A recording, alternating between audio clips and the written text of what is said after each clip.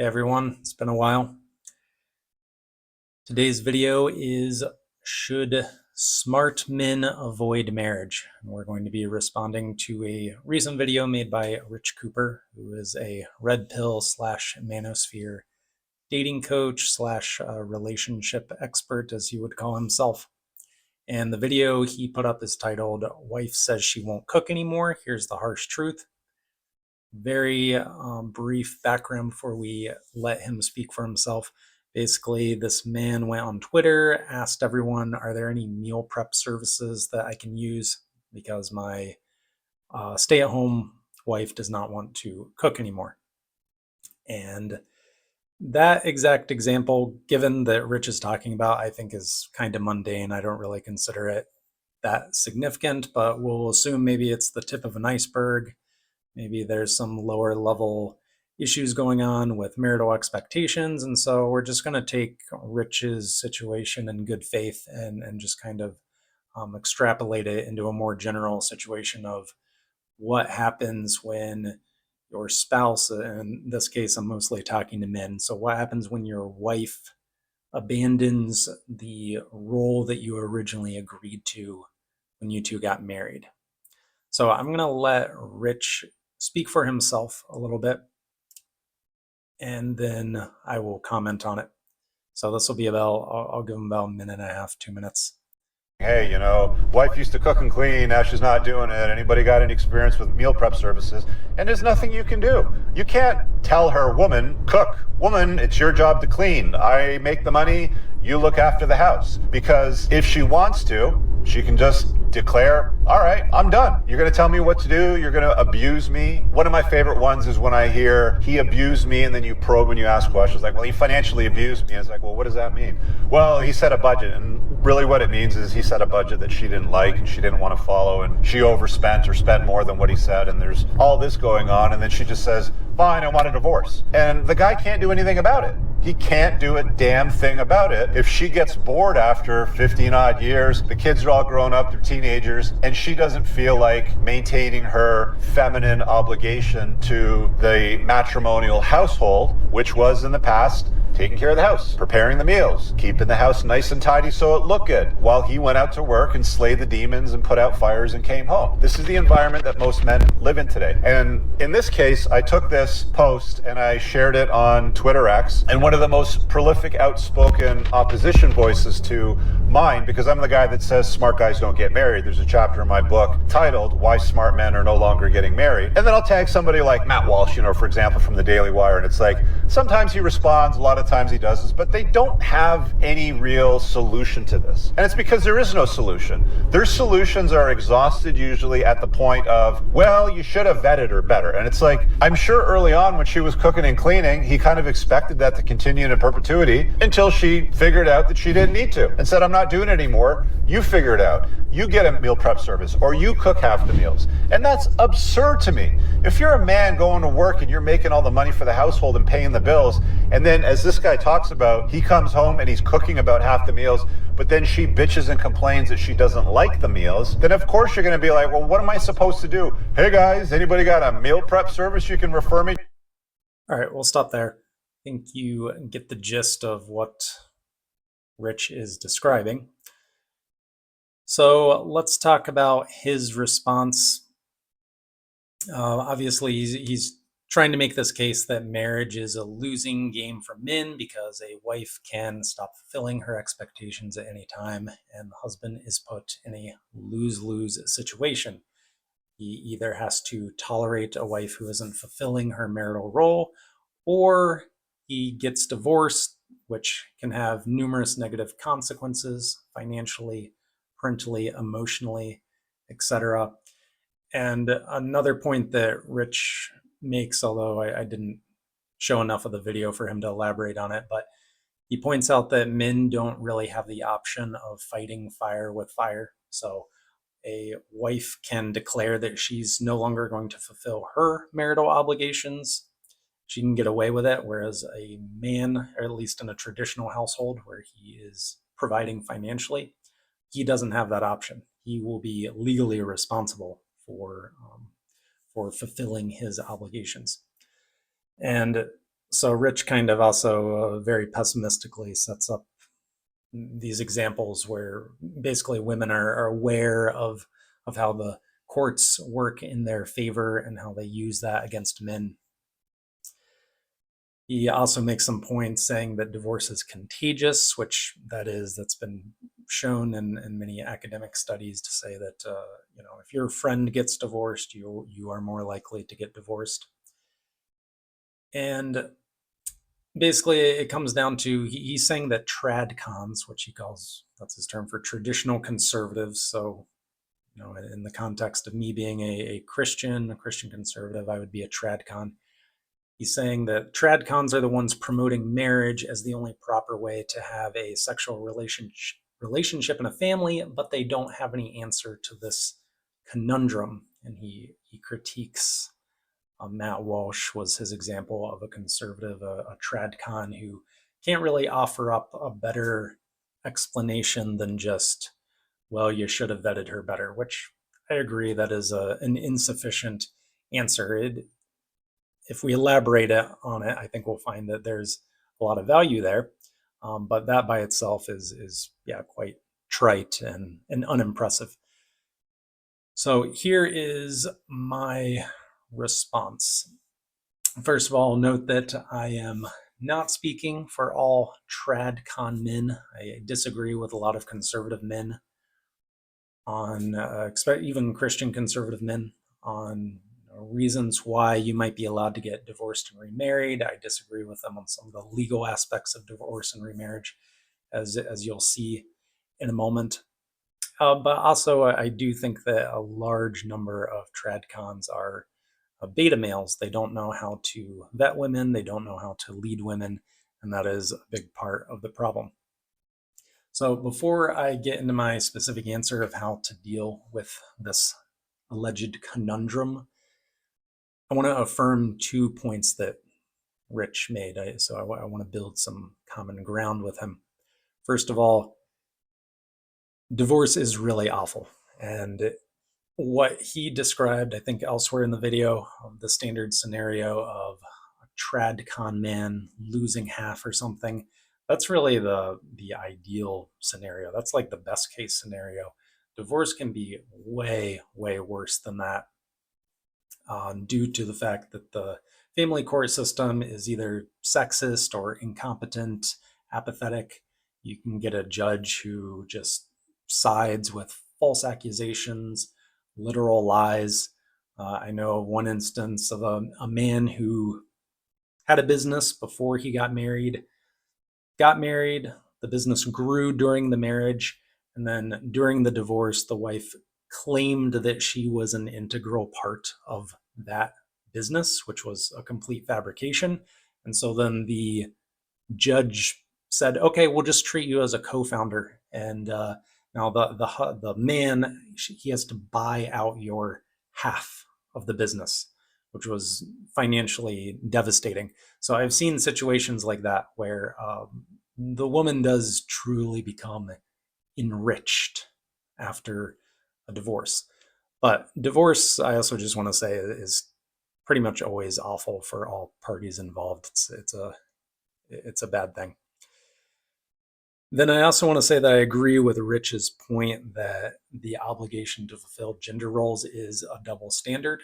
So the tradcon man, he is legally obligated to fulfill his agreed upon role as a provider, whereas the tradcon woman is not legally obligated to fulfill her role, homemaking, rearing the children, providing intimacy or whatever. And I'm not arguing that she should, by the way. I'm not going to make a case that there should be laws in place that she has to.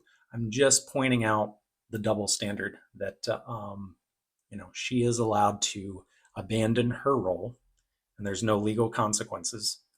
But the man, the tradcon man who has decided to be a provider, cannot. So what is the solution? Well, before I get into what I believe the solution is, I want to talk about what is not the solution. I see a lot of conservatives claim that if we return to fault-based divorce, that would be the solution. I strongly disagree with that. I realize that in theory, it would prevent a woman who abandons her marital role from getting a golden parachute in divorce. But another thing you have to keep in mind is how incompetent and sexist the family court system is. So, yes, we could return to fault based divorce. Does that mean that within the Western family court system, the judges are actually going to rule in favor of traditional men? Like if you went to divorce court and said, my wife is no longer fulfilling her submissive role, she's no longer fulfilling her biblical role as a housewife, do you think a secular leftist progressivist feminist judge is going to side with you and grant you a fault-based divorce? No, that's absolutely not going to happen. And also, having gone through a divorce myself, I'll tell you that you really, knowing how incompetent and apathetic those people are, you really want them involved as little as possible. Like the idea of judges trying to comb through the particulars of why a marriage failed, like that's terrifying to me. I mean, it's already bad enough to just stick with the division, to focus on the division of assets, but actually dealing with the internal affairs of the marriage would be horrible as well. So fault-based divorce, not the answer, in my opinion, to that. So again, that's an area where I might disagree with some tradcons. I'm in favor of fault-based divorce in theory, but as it would be implemented in the actual modern Western system, I am not a fan of. All right, so this is my answer to Rich Cooper's challenge to tradcons.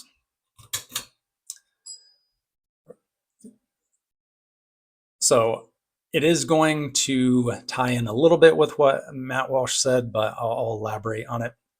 I also want to say that I think Rich knows that his conundrum or his claim that there's nothing that men can do to protect themselves is simply false. I believe he knows that, and we'll talk at the end about the real reason why I think Rich is anti-marriage. I don't believe it's because he's actually concerned about protecting men or protecting men's assets. But anyway, we'll get there later.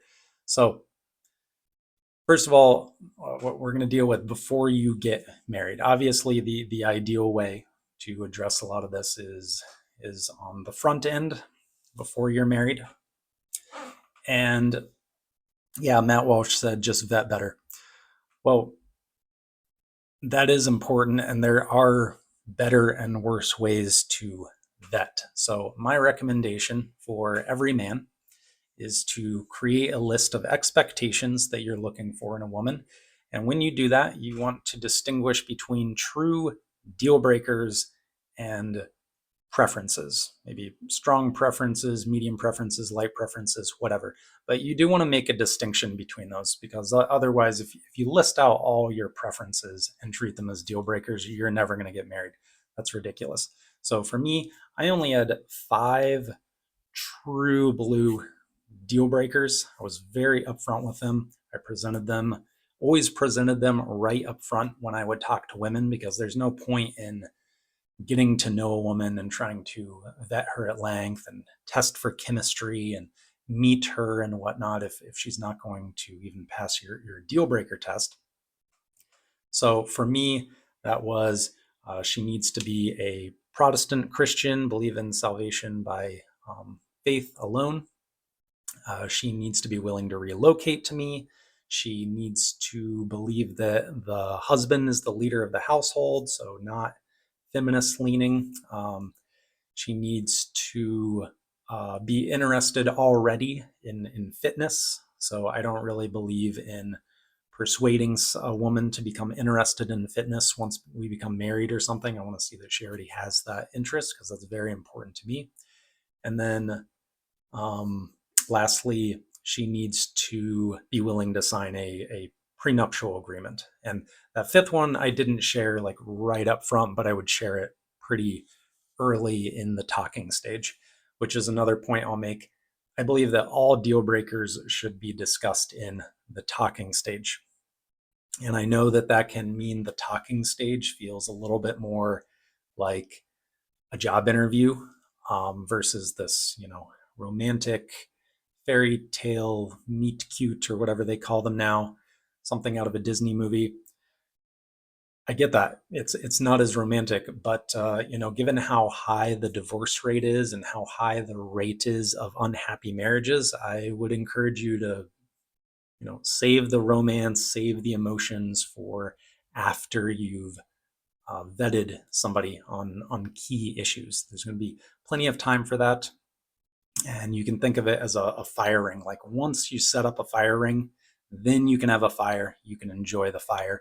But otherwise, without that fire ring, there's going to be, pain, suffering, things are going to get out of control. All right, so we'll talk about specific expectations. There's a great quote I heard from Neil Strauss: unspoken expectations are premeditated resentments or premeditated disappointments. So should seriously discuss expectations, again, beyond just deal breakers pretty early on, and definitely before you get engaged. So in my case with my fiance, before we got engaged, I wrote out an actual document of how I expected our marriage to work. And we spent a long time talking about it. I got her feedback. I asked her, do you have any questions, concerns, anything you want to add? We went through all that, and we have gone back over that document every single time. About every 3 months, even after that, we've gone back over the document. And if we get married, I'd like to go over that document every year on our anniversary. And also just say, again, I'm not claiming with the preferences list or the expectations list that everything has to be rock solid, can never be changed. There is leeway in there. So I'll give you some examples from my expectations list. Work. Well, in our relationship, ideally, I'm going to be the only one working, and she's going to be a stay-at-home wife or mother. But if finances demand it, if our situation demands it, then yes, she will go out and work. And if she ever changed her mind on that and she definitely wanted to work anyway, well, based on our document, I've stated that that is not what I would prefer, but that's not an absolute deal breaker for me. I'd be willing to discuss that. And then you can imagine how similar conversations would apply to children, where we go to church, finances, etc. With children, if you already have children, what is that relationship going to look like? Are they allowed to discipline them? Are they going to adopt them? I don't believe that you should have a family within a family if there's any sort of step relationship involved. Finances, are you going to have joint bank accounts, separate bank accounts? Will she have an allowance? Will there be a prenuptial agreement, etc.? Household duties, date nights. I'll do sex last. Fitness and nutrition. Are we going to go to the gym together? What is our general target? In my opinion, if you're going to pursue fitness, you should quantify it. So something like, me personally, I told her I'm going to try to always be at under 18% body fat. I know that she prefers that. And likewise, I asked her like roughly 20 to 24% body fat. That's what we're going to aim for.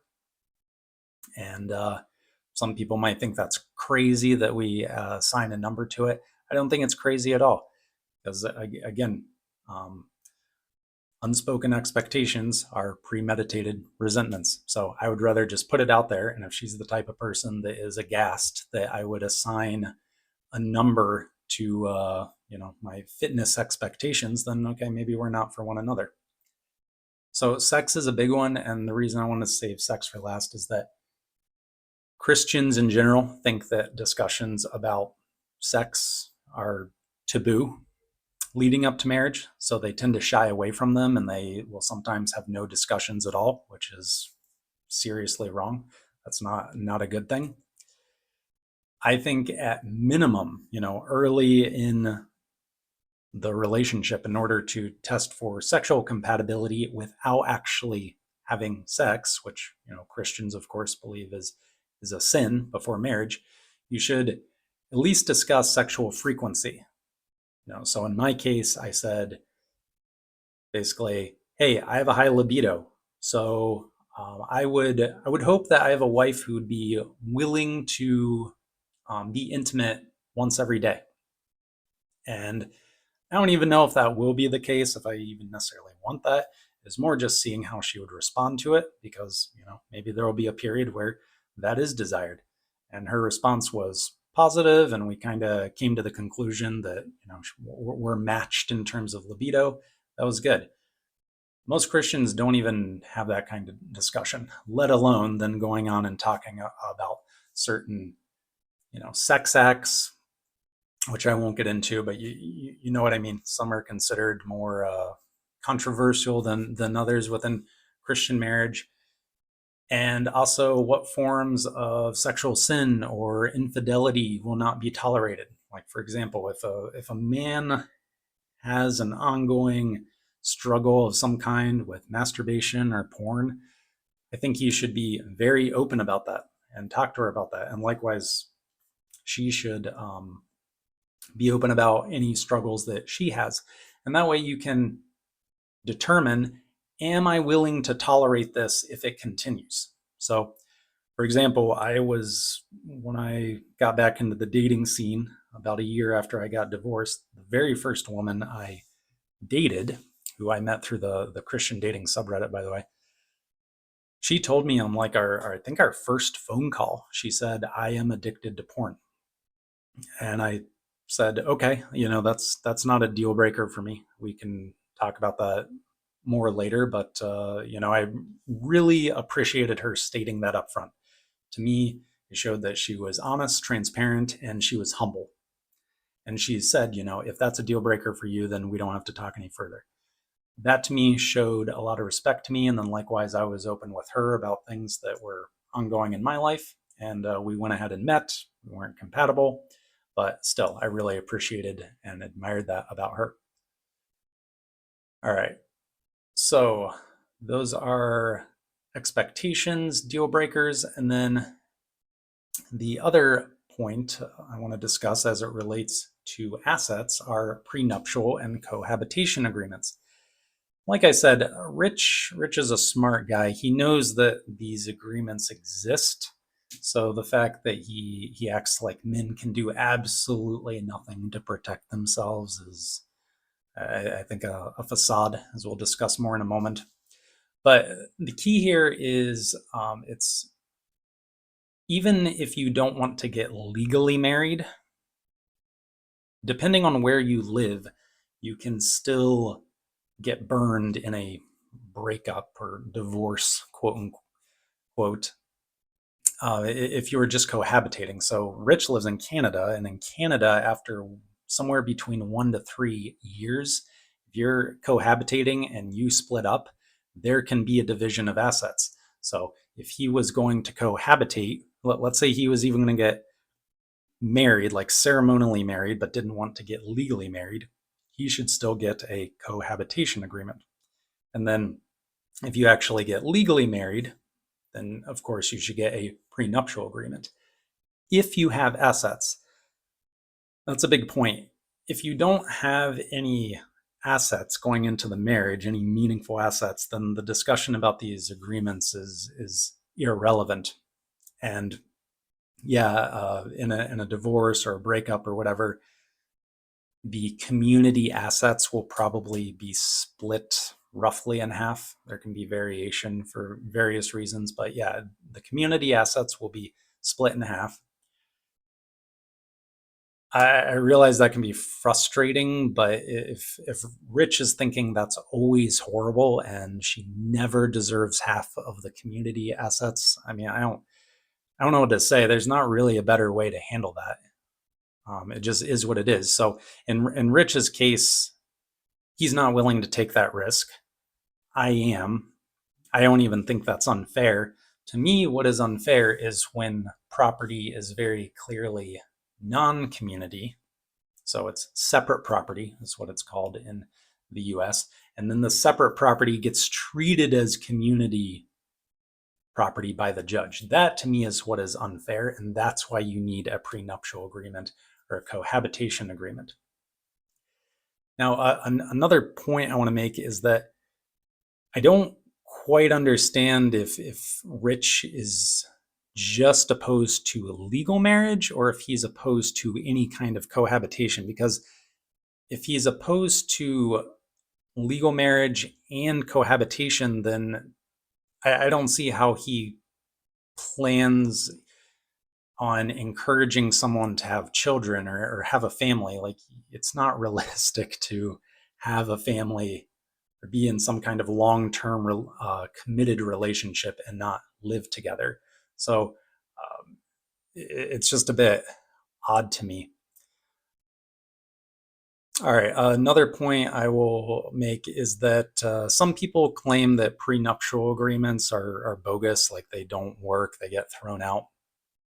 They only get thrown out under certain obvious and egregious situations. So, like, one of the parties hid assets, or coercion was involved, or illegal or unreasonable requests were involved.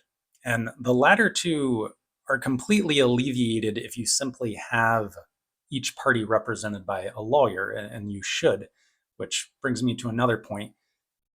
If you don't have enough money to hire two lawyers to create a prenuptial or cohabitation agreement, then you probably don't have enough assets worth protecting in the first place. Like, it does take money to protect your assets. It will take a few $1,000s. All right, so having said this, some Christians might be listening to this and thinking also, wait, is he saying that you don't have to get legally married? Because I thought you have to get legally married to be truly married in the eyes of God or the church or friends and family. And my response to that is, no, I don't think you can argue that from Scripture. You can't argue it from the law either. There are no laws, at least in the US, that if you consider yourself married, you have to be legally married. But I think the big point is that you should just discuss it with her. And if she insists on getting legally married and you absolutely don't want to, then I guess the marriage isn't going to work out. It's just something that you should discuss, and you can get opinions from your church or your family if you wanted, but ultimately it is a private decision between the two people getting married. And I believe that marriage occurs because you have a ceremony and you get married before God, with a pastor, before your family, etc. That to me is sufficient to create a marriage. I don't believe that a marriage becomes real once you sign a legal marriage certificate and Uncle Sam or whoever say it's real. So another issue I might disagree with on some Christians. All right, so that was before you get married. What if you're already married? Well, if you're already married, I would suggest that you still write out your expectations and discuss them. Again, unspoken expectations are premeditated resentments. How might you approach your spouse about this? Because I'm not suggesting you wait until the marriage has gotten to a bad point before you start bringing up expectations. I would say that this kind of document, this contract, if you will, is always in place. And maybe you're married and you haven't done that yet. So I'd bring it up along the lines of, hey, for the health of our marriage, so we don't develop any resentment, can we sit down and clarify our marital expectations? And if you two have a healthy relationship built on trust and respect, then that shouldn't be an issue. Now, if talk of expectations scares the other person, well, maybe that's just the tip of the iceberg. Maybe there's something below the surface that is not being addressed, and maybe you are headed toward a worse situation. So eventually, let's take a situation like Rich described in his video, but a worse one, because I think, again, his exact scenario was mundane. Let's say that a woman completely abandons her wifely role, and let's add something else in there, like she's also demanding that the husband pay for her to return to school so she can embark upon her landscaping career or something like that. Just a complete role reversal, change of focus in her life. And the husband absolutely is not on board with that. That's not what he signed up for. That's not what he agreed to. That was not part of the discussion when they got married. All right, so that's a bit more serious. And in that case, again, needs to involve a serious conversation about expectations. Maybe get a counselor involved. I like counselors when they act as third parties to just reduce emotions. Beyond that, I'm not a huge fan of counseling. I'm definitely not a big fan of therapy. I think a lot of counselors and therapists will, they know they're getting paid good money, so they will tell the counselees or the patients what they want to hear, and it can become a nasty situation that only exacerbates whatever issues are going on in the marriage. But nevertheless, a third party could be helpful. Maybe that'd be an elder friend as well, whatever. Then also you can threaten divorce. I believe that is an option. A lot of Christians might not like hearing that. But again, if you don't have the ability to walk away, then it's true. You don't have any options. In any negotiation, the person who is willing to walk away is the one with more bargaining power. And a lot of Christians like to glorify the idea of a miserable marriage. They glorify the idea of a husband and a wife suffering for the sake of maintaining their marriage. I do not hold to that conception of marriage. I don't think it's biblical. I don't think you can argue from it, especially based off of Matthew 12:7, where Christ says, I desire mercy and not sacrifice. I don't believe that God made marriage to be this crucible of sanctified suffering. So, again, if I'm seeming pro-divorce, well, I'm not pro-divorce. I'm just cognizant of the realities of living in a cursed, fallen, sinful world. So if those first three don't work, you've tried communicating expectations, you've tried getting a third party involved, you've actually threatened divorce, basically said, if things don't change, then this is going to end, then yeah, I at that point you have to get divorced. Otherwise, you're signing up for a dead marriage, which I would argue is not a marriage at all. And that's another point I disagree with a lot of Christians on. A lot of Christians believe that a dead marriage is still a marriage just because the marriage certificate still exists. There's verses in 1 Corinthians 7 in particular that contradict that idea. And I think it's in verse 10 or 11, Paul equates separation with divorce. So like this idea that you can just have a dead marriage, you can be living in the same house as roommates or even living on separate properties, not acting like a married couple at all and just saying, well, we're still legally married. That's not a marriage. So if that's someone's situation, I would say, look, the marriage is dead. You getting a legal divorce certificate is basically the same as the coroner just announcing the time of death. Like the death already happened. So Rich is going to hear all this and he's going to say, well, that there still isn't a good solution. None of that was satisfying to me. And there's still risk involved. And my response is, yeah, Rich, there is risk involved. And also part of being a man, part of being masculine is being prepared. And also once you're in a difficult situation, believing that you can have an impact, trying to persuade your spouse. So this is interesting to me because Rich portrays himself as a, quote, unplugged alpha. That's the term he uses to describe himself. But when I see his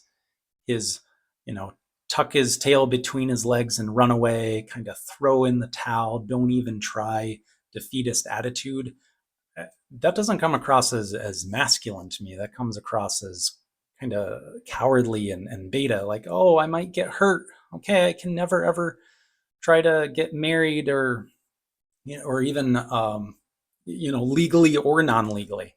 I just need to always have girlfriends or whatever. That doesn't impress me, and that ties into the real reason I think Rich is anti-marriage. So if you watch other content of his, he's really anti-marriage and he's very pro promiscuity. Likewise, I think he knows what cohabitation agreements are, prenuptial agreements. He is a businessman, so he knows how to write contracts. He knows how to set expectations. He knows how to persuade. It just doesn't make sense. All of this doesn't add up. The only conclusion I can come to then about Rich Cooper is that the real reason he's anti-marriage is just he wants to sleep around. He doesn't want to have commitment. He just wants to use sugar babies or whatever he's using at age 50 in order to be with 20-something women. I'm sorry, I just don't believe that this is genuine. This is a genuine concern about men.